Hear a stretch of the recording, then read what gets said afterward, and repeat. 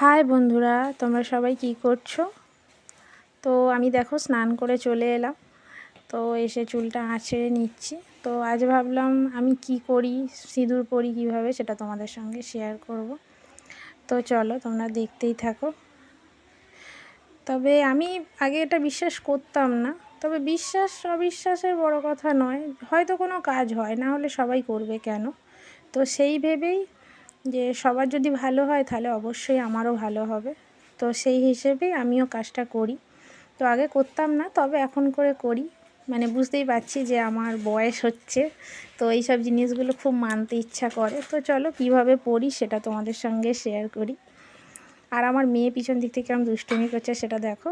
এই দেখো, কপালে পড়ার সময় বলি ওম কৃষ্ণায় নমঃ।